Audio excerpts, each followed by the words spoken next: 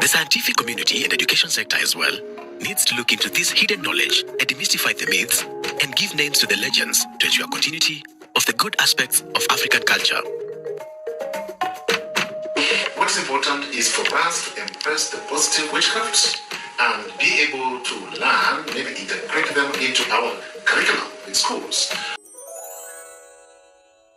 Hello Resi drivers, welcome back to yet another video. Now there's a story that is breaking the internet at the moment. It's a story about the president of Zambia and the witch doctors that have been arrested. So it says 2 men have been arrested in Zambia accused of being witch doctors who had been tasked with trying to bewitch the president.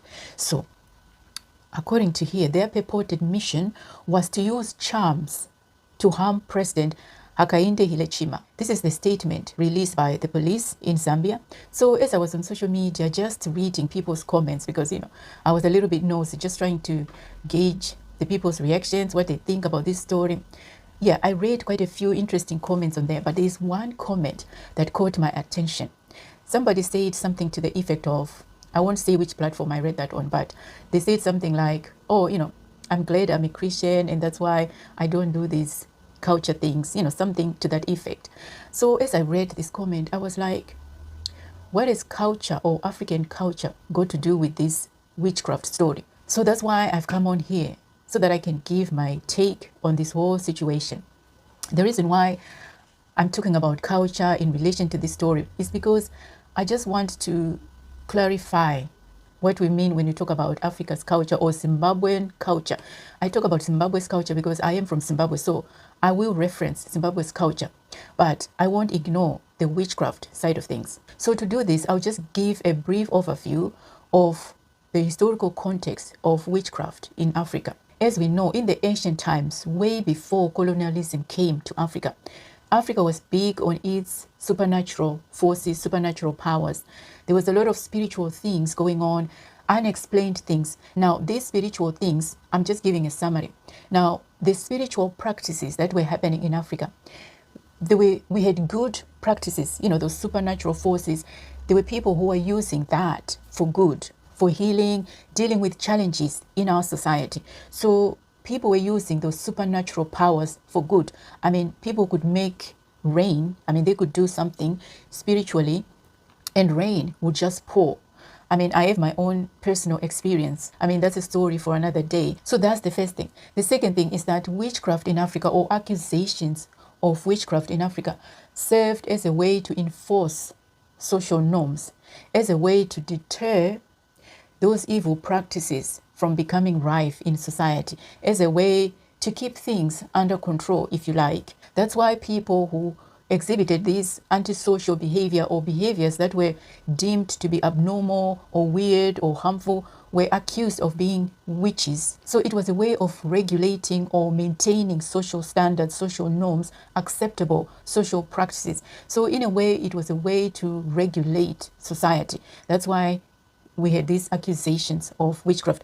And we can even say that's why we still have it up to this day. We have laws that have been put in place to avoid such practices. That's why we have this situation in the first place, where we have people being arrested. So that's the second thing I wanted to mention. I mean, witchcraft is not really my area, but I'm just speaking from what I know, being from Zimbabwe, and what I've read as well, from my digging. Now, during the colonial times, when, the foreigners came to Africa, they saw certain practices, spiritual things in Africa, those powers that I talked about in the beginning. They saw those things happening and they didn't understand how those things could happen, those powers, some for good, some not so good. So because they didn't understand those powers that Africans during that time exhibited, they then dismissed those practices. And unfortunately, they also dismissed the African culture. They said, stop practicing this. Read the Bible, practice the Bible. It was because they wanted life to be easy. And also, some of these witchcraft practices were causing social disruptions. So for the colonial master to be able to control the African, they had to put something else in place, something that could kind of control the people. Unfortunately, everything else about our culture then got dismissed and people started to believe that our culture was demonic. I mean, the term witchcraft itself is kind of problematic because it's not an African term, and in the African context, it means different or varying practices and beliefs. So as I was saying, in the ancient times, these supernatural powers were used for good. Unfortunately, at the same time, these supernatural powers were also used for harmful purposes. Now, I just want us to take a few moments to listen to this clip, and then you're free to give your thoughts on it. The word voodoo was first used in Latin America, and voodoo simply means spirits, good spirits, bad spirits. In Islam, we talk about jinni. Jinni is a word you'll find in the Quran. Jinni is not necessarily a bad word. Jinni just means spirits. The same Arabic version is in Swahili, so Swahili speakers know when we say jinni what we're talking about. Now, in the post-colonial era, unfortunately, we still have accusations of witchcraft happening. Hence, we have this situation in Zambia. Now, there's a book written by a Zimbabwean, a man called Fortune Sibanda, and he talks about witchcraft in Zimbabwe. Now, in his book, he acknowledges the existence of witchcraft in Zimbabwe, but he points out some legal flaws in, when it comes to accusations and how things are handled. Now, this is what he writes. He writes that witchcraft is largely regarded as a reality in Zimbabwe and Africa at large by traditionalists and traditional courts, a position that was denied through colonial legislation. And the work of traditional healers and their medicines were also considered to be witchcraft at law. Now, I have my opinions when it comes to our traditional medicines as well, because, from what I know, my experience growing up in Zimbabwe, there were times when I had a tummy ache, even a headache, and my grandmother would go into the forest, pluck out a branch of a tree, come back and tell me to chew the tree. And after chewing that tree, I would feel better. The headache will be gone, the stomachache will be gone. So I know from first-hand experience that our medicines work, because some of the medicine that is used nowadays in hospitals is derived from plants.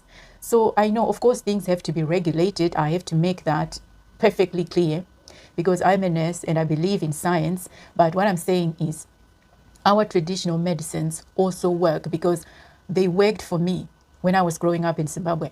I would just chew some leaves, chew some roots, and I would feel better. So I know that works as well. So we shouldn't really dismiss this. So anyway, let me continue to read. The legal flaws have persisted into the post-colonial times. In spite of the latter amendments, witchcraft accusations entail some cultural, social, political, and legal implications. Some cases of witchcraft accusations were highly gendered and manifested as political witch hunts, bent on humiliating and eliminating political rivals through hate speech, framing, and claims making. So according to Sibanda, these accusations of witchcraft sometimes are used as a way to dismiss political rivals or as a way to discredit political rivals. I don't know what to think about that. Is that true? Is that what is happening? Because according to Sibanda, he says that in his conclusion, the legality of witchcraft accusations in post-colonial times is marred by legal flaws and selective application. Apparently, the people who accuse people of witchcraft, they pick and choose as and when to accuse somebody of witchcraft in the court of law. I don't know what to think about that. I don't know what to make of it. What are your thoughts when it comes to witchcraft? Because this is not my area of specialty, but I have experiences. I've seen things happen in Zimbabwe. I've, heard stories about that. So now coming to our culture, this is going to be quick. Our culture is not synonymous with witchcraft. Hear me and hear me correct. Our culture does not equal witchcraft. Witchcraft is just part of our practices, the practices that we find in Africa, the same way we find these practices in other countries in Europe. UK has its own stories of witchcraft. There are places in the UK right now that are linked to witchcraft. So this is everywhere. It's not an African thing. It's everywhere. It's just that when it is being said in the African context, sometimes it appears as if people are now lumping it together with our culture. Witchcraft is not our culture, please. Our culture is not demonic. That's why people, when you talk about our culture, they are quick to dismiss you, to say, you know what, I don't want to hear anything about our culture. I'm a Christian. Being a Christian has got nothing to do with our culture. This is our culture. Our culture is all about collectivism. That is our culture. We come as a community. That's why when you marry someone in Zimbabwe, you marry the whole family. We emphasize community. That is one aspect of our culture. Our culture is about Ubuntu as well. This is like an African thing. I am because you are. I am my brother's keeper. I am my sister's keeper. We look after one another. You know, when we talk about Ubuntu, to me, it pretty much covers everything. It's about love. It's about peace. It's about unity. It's about all the good things. That is part of our culture. Another part of our culture is respecting our elders. Storytelling. I did a whole video talking about our culture, what our culture entails. And of course, Roora is part of our culture. Now, unfortunately, it is being taken advantage of. It is being misused by people who are greedy. Hence, people now feel some type of way about that part of our culture. Another aspect of our culture is storytelling. I mean, things were passed down from generation to generation through storytelling. That's why we have preserved our history. But like I said in my other video, it is no longer enough. Yes, absolutely, we should continue telling Shingano, those folklores, folk tales. They were told for a reason, to educate, to pass down morals and our history. That's why, you know, we tell Shingano. So our culture is there for a reason. It is structured, it is specific. So when we talk about our culture, we shouldn't really think about witchcraft. It is not our culture. And another aspect of our culture as well is our arts, our music, the way we dress in Africa. It is a crucial aspect of our culture. So as Africans, when we talk about our culture, we need to be clear as to exactly what that is. It has got nothing to do with witchcraft. Witchcraft is not our culture. It is a practice. So yeah, this is my understanding about this whole situation. It is unfortunate that this is happening in Zambia. You know, it's not a good thing. Nobody wants to be dealing with that. But unfortunately, it is our reality as Africans. So I don't know what to make of it. I just wanted to come here, give my 2 cents. What do you think? What can you say about our culture? And what are your thoughts when it comes to this witchcraft situation?